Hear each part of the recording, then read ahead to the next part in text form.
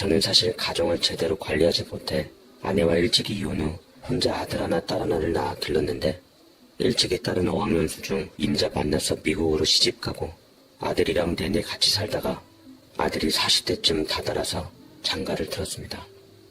고맙게도 아들 내외는 혼자 된 저를 배려하며 5년 정도를 합가를 하며 같이 살게 되었죠. 저희 아들은 특히나 여자 보는 눈이 아주 까다로워서 아내감을 고르는데 시간이 많이 걸렸어요. 아들 직업은 교사였는데 도덕적이고 기품 있고 마음에 맞는 여자를 아내로 맡고자 해서 많은 사람들을 만나보았는데 아들의 눈에 들어오는 여자는 선뜻 나타나질 않았나 봅니다. 특히나 아들은 제가 이혼을 하는 바람에 엄마 없이 자란 것에 대해 많은 콤플렉스를 갖고 있었습니다. 학창시절을 겪으며 부모의 이혼으로 인해 이혼 가정의 자식이라는 선입견 시선을 트라우마로 겪어 늘 어깨가 처져 다녔던 아들이었어요. 딸은 그냥 순수하게 사랑하는 사람을 만나 결혼한 반면 아들은 별의별 상황까지 다 예측을 하며 조금이나마 추후 이혼을 할 것 같은 가능성이 정말 아주 조금이라도 있을 것 같으면 한 번 만나고 만나질 않는 것이었습니다. 그렇게 본선만 거진 100번 정도 되는 것 같았어요. 선을 보고 집에 올 때마다 제 속도같이 타들어가는 것 같았습니다. 여자 다 똑같다고 그냥 괜찮다 싶으면 만나보라고 하고 싶었지만 그렇게 만든 건 제 탓 같아서 입 한 번 뻥끗하지 못했어요. 아들은 본인만의 여성을 보는 이상형의 고집을 꺾질 않았어요. 그러다가 어느 날 아들이 화색이 돌며 집에 돌아왔는데 제가 무슨 좋은 일이 있냐고 묻자 환하게 웃어 보였습니다. 아버지, 저 이번에 느낌 오는 여자를 드디어 만난 것 같아요. 아직은 잘 모르지만 조금 더 만나보고 싶어요. 왠지 제 인생을 바꿔줄 것 같은 여자예요. 정말이냐? 잘했다 그래. 너 좋은 여자 만났으니 잘 사귀어보고 좋은 소식이 있었으면 좋겠구나. 라고 말해서 드디어 아들의 이상형에 맞는 여자를 찾았나 싶어 저도 덩달아 기뻤어요. 아들은 마음에 드는 여자가 나타나자마자 누구보다 적극적인 대시를 하며 남자다운 면모를 풍겼고 그런 아들이 싫지 않았던지 아들의 여자도 아들이 하자는 대로 따라와주며 만난 지 5개월 만에 결혼까지 가게 되었습니다. 참 좋더라고요. 제 기분마저 흐뭇해졌어요. 처음 아들이 여자를 데려왔을 때 저도 긴장이 되었는데 막상 만나보니 아들이 좋다는 여자는 생각보다 평범하고 수수한 여자였습니다. 직업은 같은 교사였는데 성격은 또 활발하고 싹싹해서 아들이 괜찮은 여자 하나 골랐다 했네요. 아버님, 반찬 좀 만들어 왔어요. 좀 드셔보세요. 진국 씨랑 결혼하면 이제 한 집안에서 같이 살 건데 아버님이랑 좀 더 친해졌으면 좋겠어요. 나랑 같이 산다고? 난 그런 말 전혀 못 들었는데. 당연히 분가시켜줄 생각이었는데 나랑 같이 살면 네가 불편하지 않겠니? 저는 하나도 불편하지 않아요. 혼자 계신 아버지 얼마나 마음이 쓰이겠어요. 저희 부모님께서도 승낙하셨고요. 나중에 제가 아이를 낳으면 조부모님이랑 같이 사는 것도 좋을 것 같아요. 아버님께서도 저 그냥 딸처럼 대해주시고 편하게 대해주셨으면 좋겠어요. 예비 며느리가 이렇게 허심탄회하게 얘기를 하니 저 또한 마음이 놓였고 저를 생각해준 아들 며느리에게 진심으로 고마웠어요. 사실 딸 시집 보내고 마음이 황량하고 적적했었는데 남은 아들까지 제 곁을 떠나버리면 어쩌나 서글프기도 했었거든요. 주변 어울리는 친구들이 혼자 사는 사람도 많은데 다들 걱정하는 것은 행이 혼자 있을 때 아프거나 큰일을 당해서 가여운 모양새로 이 세상을 떠나는 게 아닐까 하고 알게 모르게 염려가 되는 것이었습니다. 하지만 며느리의 말 덕분에 저는 안심을 하게 되었고 물론 처음에는 며느리와 살기 불편하지만 점차 나아지리라 생각하고 새 식구를 받아들일 생각을 했습니다. 상견례 때 사돈 되실 분들도 참으로 양반인 분들이셨고 화기애애한 분위기 속에서 일사천리로 그렇게 결혼식이 마무리되었죠. 곱디고 온 내 며느리에게 애정을 듬뿍 가지며 멀리 있는 딸보다 더 가까이 귀하게 느껴지기까지 했어요. 새 식구가 늘어나면서 살고 있던 아파트를 팔고 분가시킬 때 보태주려고 했던 돈을 모아서 40평대의 큰 집으로 이사를 가게 되었고 저는 아들 며느리와 함께 새로운 삶을 시작하게 되었습니다. 집 명의는 어차피 다 늙은 내 이름으로 하는 것보다 온전히 아들에게 재산을 물려주고자 아들의 이름으로 해두었습니다. 아들 내외는 교사부부였고 아들은 고등학교, 며느리는 중학교 교사였어요. 중고등학교가 바로 옆에 있어서 출퇴근도 같이 하고 정다워 보였습니다. 이제 아이만 생기면 딱이라며 흐뭇하게 보았는데 생각외로 아이가 들어서질 않더라고요. 아들은 제게 너무 걱정 말라며 조만간 좋은 소식이 있을 거라고 했지만 둘 중 누가 삐딱선을 타고 있는 것인지 기다리던 손주 소식은 쉬이 오질 않았습니다. 하지만 정작 아들과 며느리는 좋은 것 같더라고요. 늦게 제 짝을 만난 것처럼 아들은 며느리와 여행도 자주 다니고 친구처럼 연인처럼 호텔에서 외박도 자주 하고 그렇게 다정한 모습을 보이니 저 역시 손주에 대한 미련을 접고 아들 내외가 행복한 모습을 보며 그렇게 허한 심정을 달래기도 했네요. 그러던 어느 날 저는 동네 친구와 함께 모여서 내기 바둑을 두고 있었는데 친하게 지내던 영감 하나가 넌지시 제게 귀뜸을 해주더라고요. 자네 아들 내외 요새 사이가 좀 괜찮나? 당연히 괜찮지. 뭔 또 헛소리래? 우리 아들 며느리처럼 사이좋은 부부가 어디 있어? 얼마나 금술이 좋은지 손자가 없으니까 오히려 싸우지도 않고 인고 부부가 따로 없네. 저는 행여 손주가 없어서 아들 내외 사이를 문제 삼는 것 같아 미리 장막을 먼저 쳐놨습니다. 그러나 친한 영감은 전혀 모를 소리를 제게 하는 것이었어요. 사실은 내가 저번에 동창들과 야유회로 바람 좀 쐬러 나갔다 왔는데 아니 그곳에서 자네 아들을 봤어. 근데 곁에 있는 여자가 자네 며느리가 아니라서 내가 긴가민가하게 보았는데 틀림없는 자네 아들이더라고. 그 옆에 있는 여자와 보통 사이가 아닌 것 같던데. 그래서 별 탈 없는지 내가 물어본 걸세. 아이고 이 사람이 잘못 봤겠지. 우리 아들이 그런 사람이 아닌데 어디서 험한 소리를 하나? 행여 우리 며느리 귀에 들어갈라. 입 조심해. 라고 한마디 하니 친한 영감은 끝까지 자기 말이 옳다며 분명 낯선 여자랑 함께 있는 사람은 우리 아들이 맞았다고 얘기를 그렇게 짓거렸댔습니다. 아무리 생각해봐도 우리 아들이 그럴 녀석은 아닌데 하지만 또 다른 생각을 하면 혹여 옛날 지엄마의 피를 받아 바람 유전자가 발동해서 며느리를 두고 다른 여자를 만난 건지 싶더라고요. 아니라고 믿고 싶은 상태로 저는 며느리의 퇴근이 좀 늦어졌을 때 아들한테 몰래 말을 해보았습니다. 친구가 너 나한테만큼은 솔직하게 얘기해봐라. 혹시 너 며느리 말고 다른 여자 있는 건 아니겠지? 라고 얘기를 했고 아들은 손사래를 치며 어디서 그런 말을 들으셨냐고 펄쩍 뛰었습니다. 그래서 저는 친한 영감이 말해줬던 얘기들을 아들에게 말했고 의심스러운 얼굴로 계속 물어보았어요. 그러자 아들은 제게 안심하라는 듯 아버지 전혀 그럴 일 없으니까 염려 마세요. 아버지 아들 못 믿으세요? 제가 그럴 것 같았음 제일 먼저 와이프가 눈치챘을 거예요. 아시잖아요. 얼마나 예민하고 섬세한 성격인지. 그런 걱정이랑 절대로 마시고 저희 부부 지금 더할 나위 없이 행복하게 잘 살고 있습니다. 라고 만족스럽게 얘기를 했고 아들에게 그 얘기를 듣고서야 저는 안심을 하며 넘길 수 있었습니다. 아들의 발언으로 모든 걱정을 접은 채 일상생활을 하고 있었고 내게 헛소리를 했던 영감한테는 화까지 내고서 윽박 지르며 다시 남의 귀한 자식한테 그 입 짚고 놀리지 말라며 큰 소리를 쳤어요. 하지만 끝까지 영감은 고개를 갸우뚱거리며 아들이 맞았는데 라는 말을 했더랬죠. 어떻게 보면 그 말을 무시하면 안 되는 거였어요. 정말 거짓말이라고 믿고 싶은 일이 일어나고야 말았으니까요. 저는 여느 날처럼 무료한 시간을 달래려 동네 친구들과 함께 내기바둑을 하고 있었는데 갑자기 휴대폰으로 긴급한 전화가 왔습니다. 그건 바로 며느리의 목소리였어요. 아버님, 큰일 났어요. 얼른 병원으로 와보세요.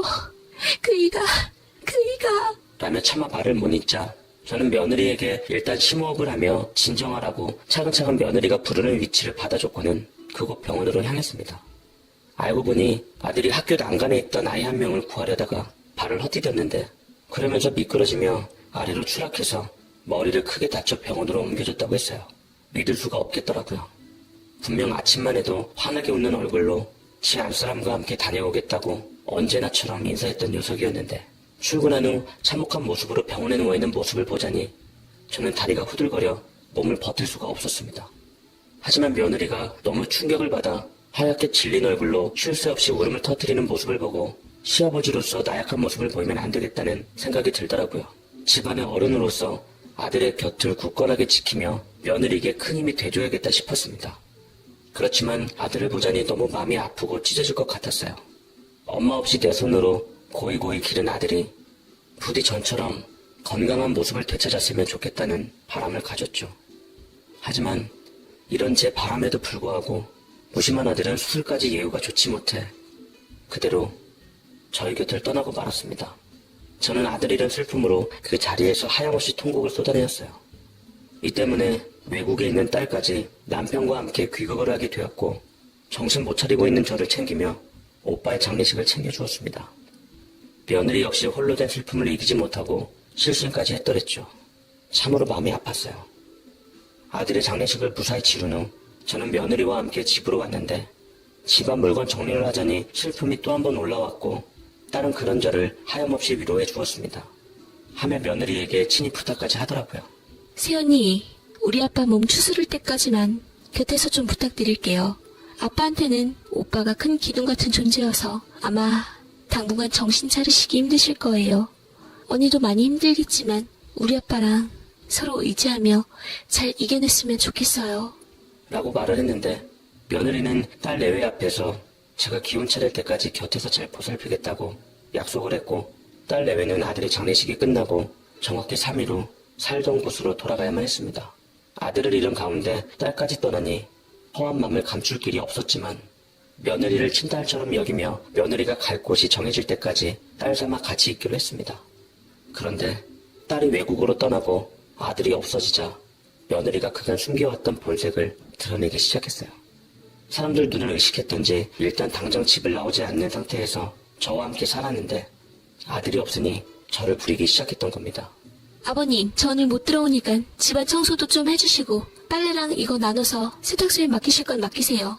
아버님도 팔자 좋게 맨날 친구분들이랑 바둑이나 드시며 사셨던 것 같은데 이제 보살펴줄 아들도 없으니 용돈이랑 생활비 좀 벌어야 하지 않겠어요? 저희 부모님도 마찬가지시고 아직 60대이신데 집에서 노는 사람들 별로 없어요. 고용노동부 이런 데 가서 취업 이력서 작성하시고 돈 버세요. 일하지 않는 자는 먹지도 말란 말 아시죠? 라고 제게 못 박아놓는데 저는 처음에 며느리가 무슨 생각으로 그러는지 모르겠더라고요. 그냥 저 아들 일의 슬픔에서 벗어나게끔 하려고 일부러 그러는 줄 알았더니만 전부 다 진심이었습니다. 저는 며느리 말 맞다나 취업을 해보려고 노력했어요. 굳이 꼭 돈을 벌고자 했던 거라기보다 뭐라도 해야지 아들 잃은 슬픔에서 벗어날 수 있을 것만 같았거든요. 하지만 나이가 들어서 그런지 어디든 취업이 쉽지 않았고 경비자리나 청소부라도 해볼까 해서 이력서를 넣었지만 하고자 했던 사람들이 많이 있었던 탓인지 취업은 쉽게 되진 않았습니다. 제가 정작 취업을 못하니 며느리의 구박은 날로 심해져 가더라고요. 며느리는 저와 둘이 있는 게 불편했던지 외박을 자주 했는데 저는 며느리에게 집 지키는 것에 불과한 사람 같았습니다. 아버님, 여태 취업을 못하셨다고요? 저더러 지금 아버님을 벌어먹여 살리라는 말씀이신가요? 아, 정말 양심도 없으시지. 어떻게 그런 생각을 하실 수가 있어요? 막말로 제가 아버님 친딸도 아니고 왜 제가 아버님의 일상을 책임져야 하냐고요. 아니면 집안일이라도 제대로 해놓으시던가요. 제가 분명 보이는 것만 닦지 말고 보이지 않는 구석구석도 닦으라고 말했죠. 도대체 하는 일이 뭔데요? 이러니까 저희 부모님한테 쓸모없다는 얘기를 들으시죠. 저는 며느리와 사돈이 했다는 말에 도저히 참을 수가 없겠더라고요. 무시당하는 것도 하루 이틀이지 언제까지 며느리 구박을 참고 살 수는 없을 것 같아서 속 편히 살려고 저는 며느리에게 되받아쳤습니다. 얼마 전 보험회사 직원이 찾아왔었는데 아들이 저희 친척 실적 올려주느라 몇 개의 보험을 들은 적이 있었거든요. 아들이 이제 이 세상 사람이 아니니 보험금이 지급된다고 했는데 무려 그 금액이 10억 원이 넘었습니다. 며느리도 아마 그 보험금 때문에 저랑 억지로 붙어있는 것 같았어요. 며느리도 아들과 별로 살진 않았지만 그래도 부부로서 함께 살았으니 보험금과 재산을 나눌 생각으로 저는 속에 있는 진심을 꺼내보였습니다. 아가야, 너 이제 우리 집에서 나가거라. 이제 우리 아들도 없는데 너도 언제까지나 피 한 방울 섞이지 않은 시아버지랑 살 이유가 없잖니. 너도 그것 때문에 스트레스 많이 받는 것 같고 남의 이목이라면 내가 행동처신을 잘 할 터이니 걱정 말고 나가거라. 이제 나올 아들의 보험금이랑 재산 분배는 적절하게 섭섭지 않게 해줄 테니 우리 이제 갈 길 가자. 며느리는 제가 먼저 이렇게 나오길 바랬던 듯 알겠습니다, 아버님. 그럼 이 집 재산 분배랑 남편 보험금 제대로 계산해 주세요. 라고 말하더라고요. 저는 알겠다 하고 더 이상 며느리 구박받는 것도 이골이 나서 당장 보험회사 직원을 불러 제대로 계산을 해달라고 했습니다. 그렇지 않아도 보험회사 직원 역시 보험금 지급 여부 때문에 찾아오려고 했다더라고요. 잘됐다 싶어 다음날 보험회사 직원이랑 며느리랑 저랑 3자 대면을 하고 보험금 비율에 관한 논의를 했습니다. 며느님과 아버님은 6대4 비율입니다. 며느님이 6이고 아버님이 4 정도로 수령 가능하실 것 같아요. 보험금이 12억 정도 되니 7억 2천 정도는 며느님이 수령하시고 나머지 4억 8천 정도는 아버님께서 받으시면 되실 것 같습니다. 라고 하는데 며느리에 비해 적은 돈을 받더라고요. 재산 분할 역시 마찬가지였습니다. 제가 아들 이름으로 해준 집 역시 그렇게 분할을 받았고 이럴 줄 알았음 아들 이름으로 하지 말걸. 기껏 노후 준비하려고 뼈 빠지게 재테크한 돈을 며느리한테 다 간다고 생각하니 다소 억울하긴 했지만 이건 뭐 어쩔 수 없었던 만큼 법대로 하는 수밖에 없었습니다. 그런데 며느리가 보험회사 직원 앞에서 의문의 사진 한 장을 내밀었어요. 이게 뭔가요? 라며 보험회사 직원이 사진을 찬찬히 살펴보았는데 흠칫 놀라며 며느리를 쳐다봤습니다. 그 사진은 다름 아닌 초음파 사진이었어요. 설마 하는 마음에 저도 바짝 긴장을 하며 심장을 졸였고 며느리는 당당하게 말을 했습니다. 생각하시는 그대로입니다. 제 뱃속의 초음파 사진이고요. 이 아이는 제 남편의 아이예요. 남편이 죽기 전 제게 마지막으로 준 선물입니다. 아이의 목도 포함해서 6대4라는 보험금 배분을 한 건지 제고해 주시길 바랍니다. 라고 얘기를 하니 보험 설계사는 깊게 한숨을 쉬며 보험 약관을 살펴보고는 제게 무겁게 입을 열더라고요. 죄송합니다만 며느님께서 만약 뱃속에 아드님의 아이를 가지셨다 하시면 태아에게도 분명 상속권이 있기 때문에 전 재산은 모두 며느님과 뱃속 아이에게 가게 됩니다. 아버님께서는 재산 상속권에 대한 권리가 없으세요. 뭐라고요? 세상에 그런 법이 어디 있습니까? 태어나지도 않은 애인데 제가 상속권이 없다니요. 보험금뿐만 아니라 아드님의 재산에 대해서도 모두 며느님과 뱃속 아이의 몫이 될 겁니다. 안타깝지만 현행법이 그렇다고 알고 있어요. 저는 순간 머리가 멍해지며 어떻게 해야 할지 모르겠더라고요. 내가 일궈놓은 모든 재산은 아들의 행복을 위해 준비한 것이었는데 그것이 모두 며느리와 뱃속 태아에게 간다니 믿을 수가 없었습니다. 저는 설마하니 뱃속 아기에 대해서도 의심이 가기 시작하더라고요. 어떻게 이제껏 안 되었던 임신이 갑자기 하루아침에 그것도 재산 상속을 한다니까 없던 아이가 생겼던 건지 도저히 이해가 되질 않았어요. 뱃속 아이가 아들의 아이가 아닌 것처럼 느껴지더라고요. 그렇지 않고서야 어떻게 딱 때마침 아이가 생겨난 건지 의심을 안 할래야 안 할 수가 없었습니다. 며느리는 제게 도끼 눈을 뜨고 기세등등하게 입을 열었어요. 자, 들으셨죠? 이 집과 제 남편이 들어놓은 보험금 수령액은 모두 저와 뱃속 제 아이 것이에요. 아버님께서는 이제 제 발로 나가주셨으면 좋겠네요. 그래 태어날 때까지는 나는 이 집에서 못 나가. 네가 다른 놈의 아이를 가지고 내게 우리 아들 아이를 가졌다고 수작질을 부리는 건지 누가 아냐? 애 태어나고 반드시 유전자 검사를 해보고 이상이 없다면 내가 순순히 나가겠다. 라고 얘기를 하니 며느리 기가 막힌 듯 탄식을 내뱉더라고요. 환장하고 미칠 지경이었어요. 어쨌거나 당장 나가도 월세방 신세를 면치 못할 것이니 저는 월세를 준답시고 나가서 막노동이라도 할 기세로 그깟 푼돈 내고 네 뱃속아이 출생할 때까지 두 눈 치게 뜨고 노려보고 있을 테니 낳고서 얘기하자 했죠. 네, 저는 억울하게 조금이라도 미심쩍은 부분을 두고 이 집을 나갈 수는 없었습니다. 어찌됐든 아들과 제가 힘들게 평생을 모아 번 돈으로 마련한 거고 정말 며느리 뱃속에 있는 아이가 아들의 자식이라면 인정할 수 있었지만 만약 아닐 경우에는 악착같이 되찾아야지 하늘에 있는 우리 아들도 편히 눈 감을 수 있을 거라 생각했어요. 그래서 저는 아는 영감의 소개로 자전거로 운전해가며 배달일을 했고 건당 돈을 받으면서 한 푼 두 푼 모아 내 집 월세살이를 하게 됐습니다. 보험금 수령을 받은 며느리가 행위 허튼 수작으로 뱃속 아기가 유산되었다느니 어쨌다느니 벌어지만도 못한 짓을 꾸밀까봐 유심히 지켜보며 감시했죠. 며느리는 그런 저를 하찮게 보며 어이없는 경멸의 눈초리를 쏟아내고는 했습니다. 그렇게 시간은 하루하루 흘렀고 다행히 며느리의 뱃속 아기도 무럭무럭 자랐습니다. 그런데 며느리가 노산이라 그런지 배가 조금씩 불러올 때쯤 여러 가지 힘든 일을 많이 겪는 듯 하더라고요. 입덧도 심하게 하는 것 같았고 임산부임에도 자꾸만 말라가는 게 같은 사람으로서 안쓰럽기도 했습니다. 생각만 하면 괘씸하긴 했지만 그래도 함께 살았던 정이 무서웠던지 내심 정말 뱃속 손주가 우리 아들의 아이면 내가 얼마나 천벌 받을 짓을 하고 있나 싶어 저는 동네 사람들을 수소문해 며느리를 위해서 임신에 좋다는 음식들을 아들 대신 사다 냉장고에 넣어놨습니다. 입덧이 너무 심해서 힘들어하는 며느리는 학교에 휴직회까지 내었고 문득 일을 다녀왔더니만 며느리가 냉장고에 채워져 있는 음식을 다행히 버리지 않고 먹고 있더라고요. 도가니탕이었는데 산모한테 좋다고 해서 아는 영감 와이프한테 돈 좀 주고 직접 푹 고아 끓인 것을 나눠놓은 것이었습니다. 먹기만 하면 입덧을 하던 며느리였는데 도가니탕은 아주 잘 먹더라고요. 저는 안심을 하고 제 방으로 들어갈 때쯤 며느리가 한마디 했습니다. 이런 음식들은 왜 넣어놓으신 거예요? 행여 이런 걸로 제가 마음을 바꿔 아버님을 내쫓지 않을 거라고 생각하신 건 아니시겠죠? 그런 생각한 적 없다. 한때나마 며느리로서 내 딸처럼 여기던 네가 아이를 품고 힘들어하는 모습을 보니 마음이 안 좋아서 그런 것일 뿐 그 이상도 그 이하도 아니다. 나는 부디 뱃속 아이가 정말로 떠나간 내 아들의 아이라서 내가 순순히 이 집을 기쁘게 나가는 날이 왔으면 좋겠구나 라고 말을 한 후 천천히 방으로 들어갔습니다. 며느리가 제 행동과 말에 무슨 생각을 했든 모든 건 제 진심이 담긴 일이었어요. 정말로 뱃속 손주를 보고픈 하랴비의 심정이 통했으면 하는 바람이었죠. 며느리는 조금씩 제게 배려를 해나가기 시작했습니다. 식사를 차리면 밥 한 공기와 숟가락, 젓가락 한 벌을 더 놓으며 제 식사를 챙겼고 모진 말과는 다르게 제가 할 일들을 도와주곤 했어요. 며느리의 작은 친절이 이상하게 참 고맙더라고요. 며느리가 분명 이렇게 변한 데는 이유가 있을 거라 생각했습니다. 그토록 좋았던 부부관계가 하루아침에 이럴 수는 없다고 생각했습니다.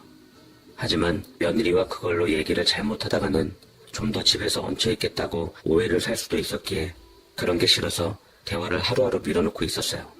그리고 저는 여느 때처럼 며느리에게 월세를 주기 위해 배달 일을 하러 나갔는데 마침 동네 친한 영감네 집으로 배달을 하게 되었습니다. 영감이 제 꼴을 보더니만 혀를 끌끌 차더라고요.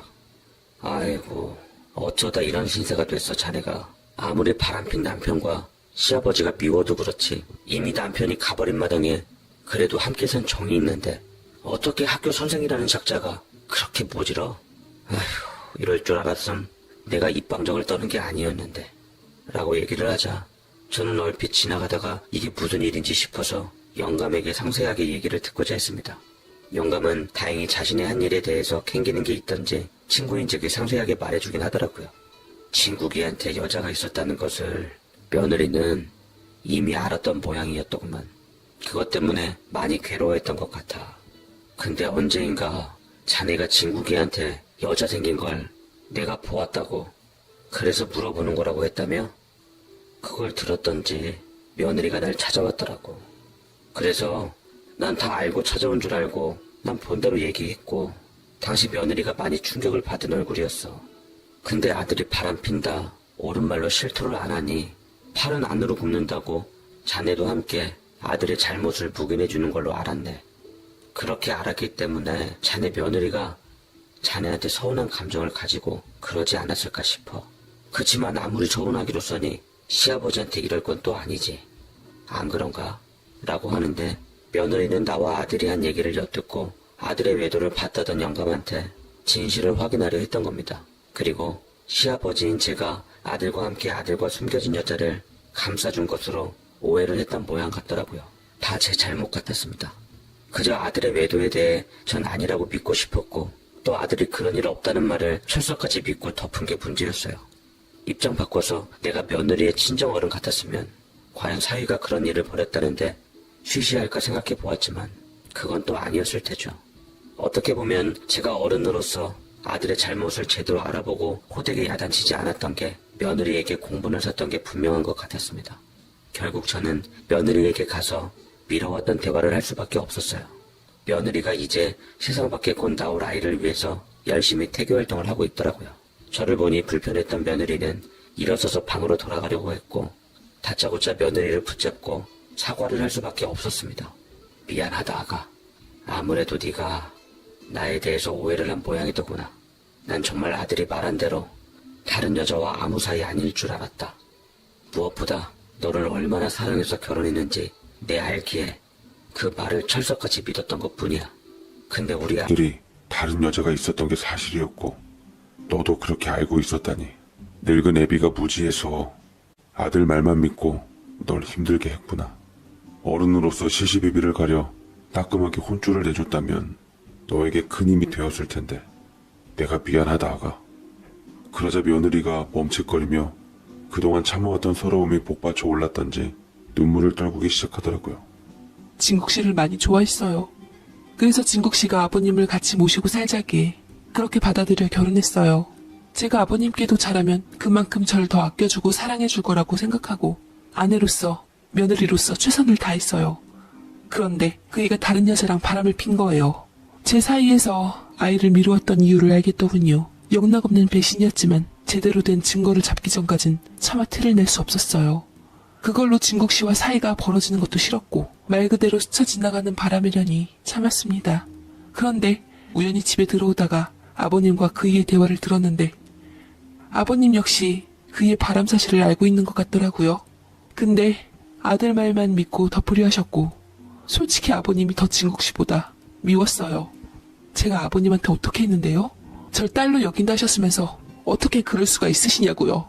며느리는 그동안 참아왔던 얘기를 터뜨려버렸고 저는 미안하며 어쩔 줄 몰라 했습니다. 사실은 그 와중에 어떻게 애를 가졌냐고 물어보고 싶었지만 며느리에게 죄인이 된 것 마냥 그것마저 물어볼 수가 없겠더라고요. 저는 며느리에게 나 역시 진짜 아들이 바람피는 줄 몰랐다고, 애비가 자식의 말을 안 믿으면 누가 믿냐고, 나도 어쩔 수 없었다고 그 심정 헤아리지 못해 미안하다 말했습니다. 그러자 며느리는 제게 궁금했던 점을 풀어주더이다. 저 사실 진국 씨랑 이혼하려고 했어요. 그래서 이혼 서류까지 다 작성했는데 진국 씨가 이혼만큼은 절대 안 된다며 아버님한테 상처 줄 수 없다고 말하더군요. 그래서 제가 끝까지 못 살겠다고 하니 궁여지책으로 제게 아이를 갖게 한 거예요. 그리고서 끝까지 이기적이게 자기는 홀연히 떠나버렸죠. 나와 아이만을 남기고. 정말 그 사람 나쁜 사람이에요. 라고 아들에 대한 원망을 쏟아부으며 통곡을 해대었어요. 저는 그런 며느리를 진심을 다해 미안하다고 사과하고 위로해 주었습니다. 며느리와 모든 오해를 풀게 되었고 저는 차마 며느리에게 미안해서 그 집에 함께 있을 자신이 없어 며느리와 손주에게 모든 것을 주고 나오기로 했어요. 제가 정작 이렇게 대하며 짐을 꾸리니 만삭의 며느리는 제게 봉투를 하나 내밀더라고요. 아버님이 많이 밉지만 그래도 연세 드신 아버님 차마 정이 있어 무일푼으로는 보내드리기 어려울 것 같아 전세 얻을 돈 2억 정도 넣었어요. 진국 씨 죽음으로 부부간의 인연은 끝났지만 어디서든 행복하게 잘 사시길 바랄게요. 라며 돈봉투를 건넸는데 저는 그렇게까지 배려해주는 며느리가 고마웠고 그 2억을 가지고 나와서 작은 오피스텔 전세 하나를 얻게 되었습니다. 이럴 줄 알았으면 진작 나와서 살걸. 괜히 아들과 함께 살겠다고 오지랖으로 버티다가 아들 며느리에게 부담만 줬나 싶었습니다. 며느리는 아이에게 미국 영주권을 주고 싶다며 전 재산을 팔고 정리한 뒤 미국으로 가는 바람에 결국 손주 태어난 얼굴은 보지도 못하게 되었습니다. 그나마 며느리 SNS가 있어 들어가 보았는데 다행히 우리 금쪽 같은 손주가 외국에서 건강하게 잘 태어났더라고요. 손주를 건강하게 낳아준 며느리에게 아들의 목까지 고마웠습니다. 아들이 살아있었으면 얼마나 좋았을까. SNS에 있는 사진을 보고 눈시울을 붉혔죠. 신생아라서 얼굴이 잘 형성되지 않아 누굴 닮았는지는 모르지만 하여튼 아들의 핏줄이라는 것만으로도 기특하고 예뻤습니다. 하지만 그 후 SNS가 바로 닫혀버려서 저는 손주를 볼 길이 없게 되고 말았습니다. 사돈 어른들한테 물으니 언제 돌아올지 모른다는 말로 회피하고 손주와 제가 생이별한 느낌이 들더라고요.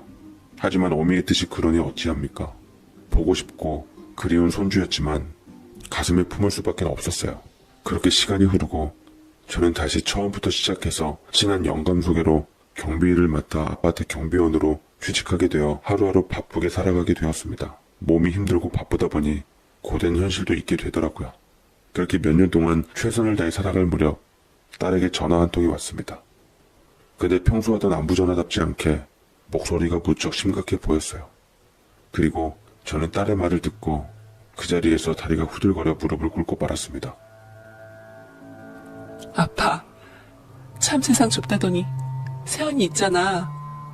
얼마 전 내가 사는 한인 동네로 이사 왔더라고. 우연히 마주쳤는데 처음에 긴가민가 해서 보는데 세연이가 틀림없는 거야. 알고 보니 교포의사랑 재혼했더라고. 근데 그 사이에 아들 하나가 있어서 처음에 세연이가 오빠를 낳았다길래 내 조카인 줄만 알고 있었는데 근데 이상하게 오빠랑 하나도 안 닮고 새아빠인 교포의사랑 똑같이 닮은 거야. 느낌이 뭔가 쎄해서 아는 사람을 통해 그의 머리카락을 구해 나랑 유전자 검사를 해봤더니만 맞질 않아. 친족이 아니라는 거야. 그애 오빠 아들이 아니라고. 내가 아빠한테 증거 서류 보낼 테니까 새언니한테 뺏긴 오빠의 보험금이며 재산이며 다시 찾아와 아빠. 라고 얘기를 하니 저는 머릿속이 백지장처럼 새하얘지면서 딸이 보낸 서류는 얼마 안 가 제 손으로 돌아오게 되었고 아니나 다를까 서류를 확인해 보니 며느리가 낳았던 아이는 우리 집안의 아이가 아니었습니다. 딸의 말처럼 우리 피줄이 아니었던 거죠. 배신감에 온몸이 부들부들 떨렸던 저는 인두껍을 쓰고 어찌 이런 죄를 저지르나 싶어서 당장에 변호사를 찾아갔고 몇 년 전에 넘어갔던 재산과 보험금에 대한 고소를 하며 재산 추징을 했습니다. 그리고 다행히 며느리 새남편이 능력 있는 의사인 덕분에 행여 소문 빠른 한인사회에서 한국에서의 불미스러운 소문으로 병원에 타격을 입을까봐 그때 빼앗겼던 보험금과 아들의 전 재산을 모두 돌려받을 수 있었어요. 엄한 사실을 발설하지 않겠다는 각서와 함께 일부 위자료까지 지급받을 수 있었습니다. 며느리 고 발칙한 것은 끝까지 저를 만나 자기가 쇼한 것에 대한 사과를 하지 않더라고요. 미국에 있는 딸의 말을 들어보니 여전히 병원 운영을 하고 있다던데 소문이 아예 안 날 수는 없었던지 자기가 입 한 번 뻐끗을 안 했어도 이미 소문이 났다고 하는데 그래도 병원 운영은 나쁘지 않게 되었나 보더군요. 생각 같아선 확 망해버렸으면 좋겠으나 세상 뜻이 맘같이 되진 않으니 부디 하늘에 있으면 그런 못된 며느리 세상에